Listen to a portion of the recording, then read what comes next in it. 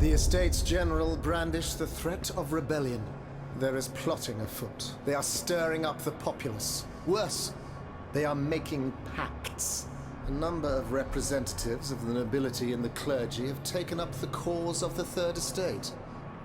As for my army, there is not a man among them I can trust. That is why I have made new arrangements for you. From now on, the Swiss Guard will no longer be protecting you. Then who will, my love? Take a look for yourself. And be assured you are in sturdier hands. Whatever do you mean? Isn't that Claudia? Monsieur Vaucanson's dancing doll? Appearances can be deceiving, mesdames. The Count has made extraordinary improvements to this automat. Aegis, this is Her Majesty the Queen. You are now to serve her. Make sure no harm comes to her and obey the orders she will give you. Madame, I am at your service. Patre les saints! He can speak! This makes no sense. This is sorcery. Make no mistake, mesdames, it is science, which we owe to the work of the Count. And which will soon be made known to the entire world.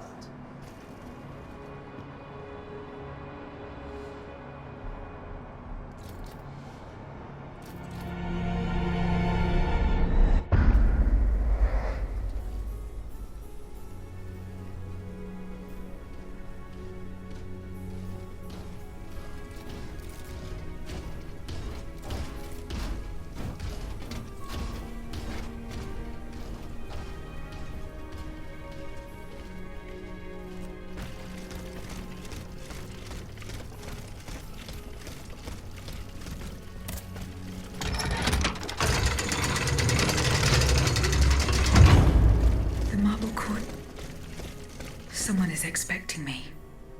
I can feel it. I must prepare for the worst.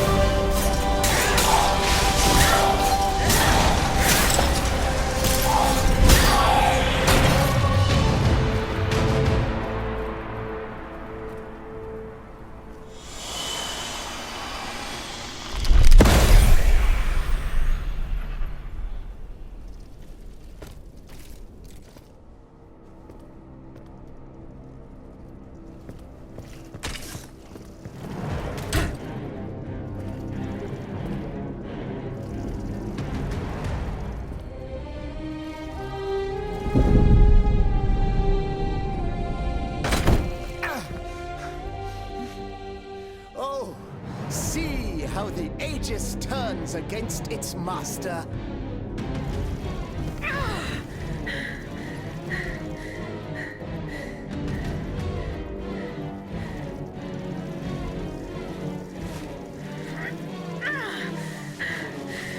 You are not my master, tyrant! You never were! I am quite happy to concede this point, but what about the Count? Have you forgotten that he gave you life and whispered the order that animates you? Look how he runs, the coward! Do you understand what he has in mind? La pauvre enfant, sleeping so sweetly, she won't be dreaming for long now! Croissant! Athenias!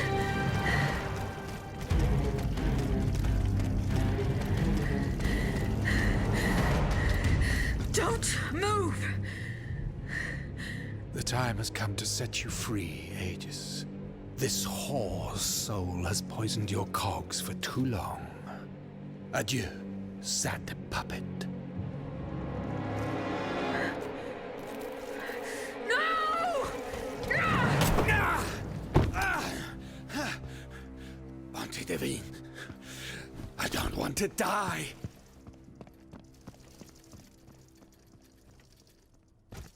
Athenias. The sun is rising, and you have slept for far too long.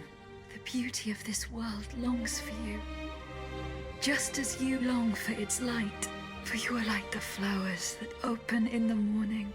I know you, mon ami. We loved each other. Vous en souvient-il? You gave me your heart.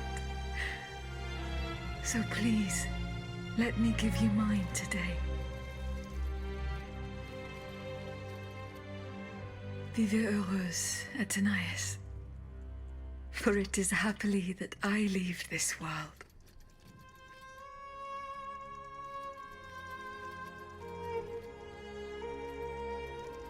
This way, monsieur.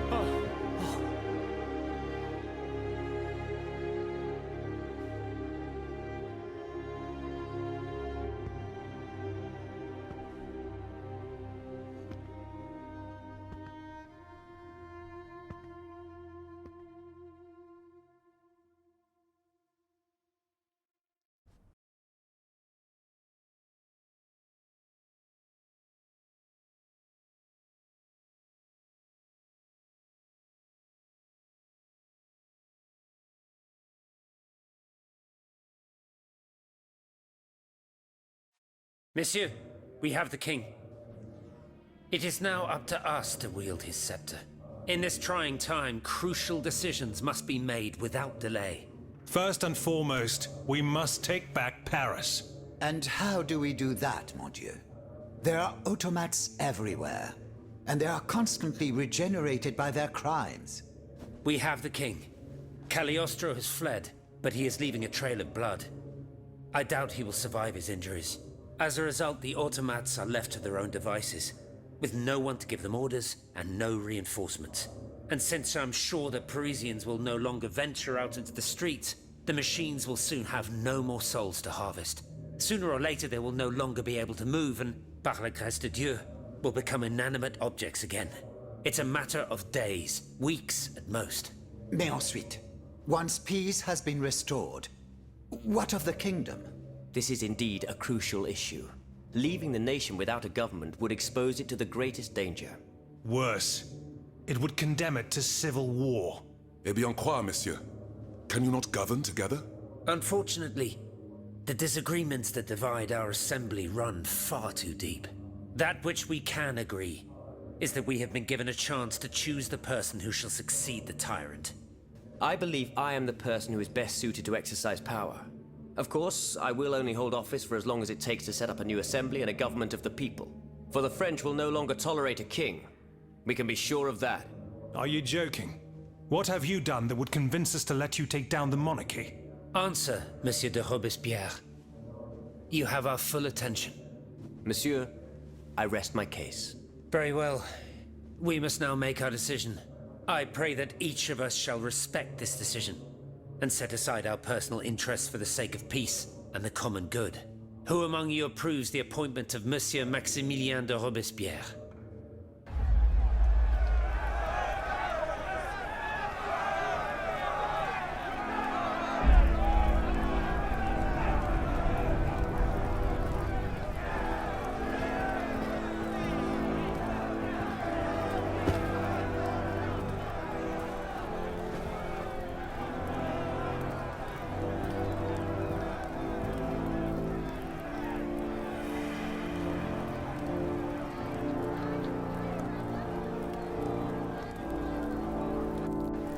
The National Convention welcomes Citoyen Robespierre, Consul of the Republic.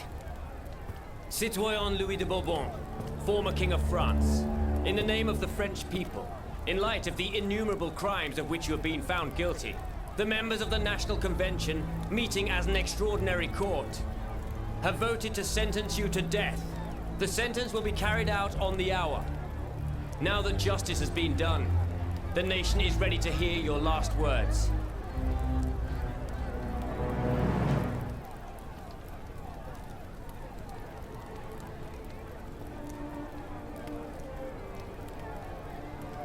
My loyal subjects, since you must lead a lamb to the altar, since you must offer a sacrifice to this new France that you intend to found, I will be that sacrifice.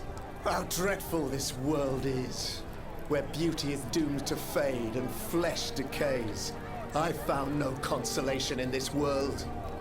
I vainly thought I was giving our souls the gift of immortality beyond our mortal bodies. The Grim Reaper was my sworn enemy. Influenced by the most awful of men, I believed that the genius of machinery could overcome death itself.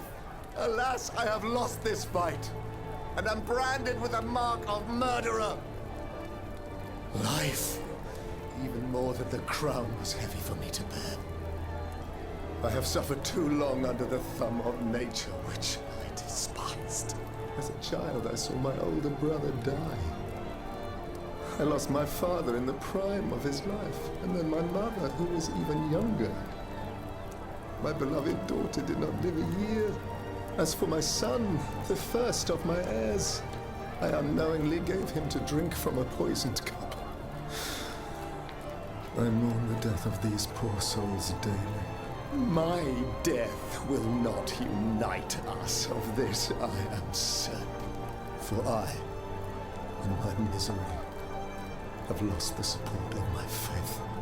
So, executioner, lay me down on this board of adieu. I will sleep now. Sleep at last, and not to dream.